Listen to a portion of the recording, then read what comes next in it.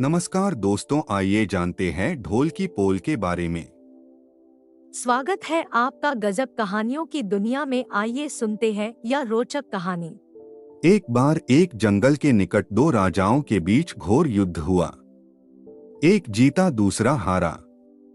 सेनाएं अपने नगरों को लौट गई। बस सेना का एक ढोल पीछे रह गया। उस ढोल को बजाकर सेना के साथ गए भांड व चारण रात को वीरता की कहानियां सुनाते थे। युद्ध के बाद एक दिन आंधी आई। आंधी के जोर में वह ढोल लुढ़कता उढ़कता एक सूखे पेड़ के पास जाकर टिक गया। उस पेड़ की सूखी टहनियां ढोल से इस तरह से सट गई थी कि तेज हवा चलते ही ढोल पर टकरा जाती थी और धमाधम धमाधम की गुंजायमान आवाज होती। एक सियार उस क्षेत्र में घूमता था। उसने ढोल की आवाज सुनी। वह बड़ा भयभीत हुआ। ऐसी अजीब आवाज बोलते पहले उसने किसी जानवर को नहीं सुना था। वह सोचने लगा कि यह कैसा जानवर है जो ऐसी जोरदार बोली बोलता है। ढमाढम।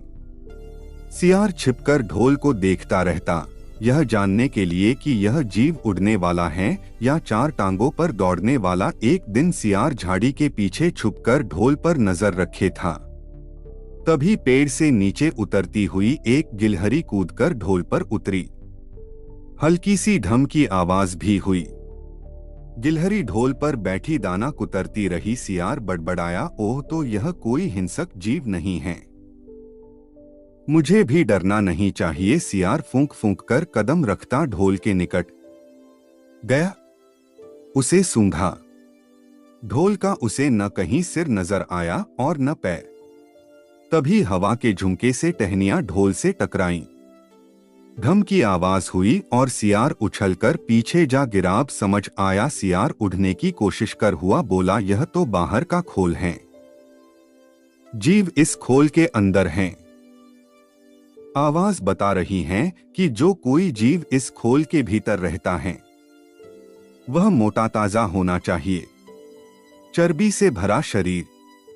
तभी ये ढम ढम की जोरदार बोली बोलता है। अपनी मांद में घुसते ही सियार बोला, ओ सियारी, दावत खाने के लिए तैयार हो जा। एक मोटे ताजे शिकार का पता लगाकर आया हूँ। सियारी पूछने लगी, तुम उसे मारकर क्यों नहीं लाए? सियार ने उसे झिड़की दी, क्योंकि मैं तेरी तरह मूर्ख नहीं हूँ। वह एक खोल के भीतर छिपा बैठा है। खोल ऐसा है कि उसमें दो तरफ सूखी चमड़ी के दरवाजे हैं। मैं एक तरफ से हाथ डाल उसे पकड़ने की कोशिश करता तो वह दूसरे दरवाजे से न भाग जाता। चांद निकलने पर दोनों ढोल की ओर गए। जब वह निकट पहुंच ही रहे थे कि फिर हवा से टहनियां ढोल पर टकराईं और ढम ढम की आवाज निकली। सियार सियारी के कान में बोला, सुनी उसकी आवाज? जरा सोच, जिसकी आवाज ऐसी गहरी है वह खुद कितना मोटा ताजा होगा।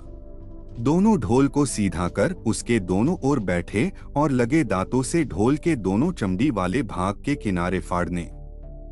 जैसे ही चमड़ियां कटने लगी, सियार बोला, होशियार रहना।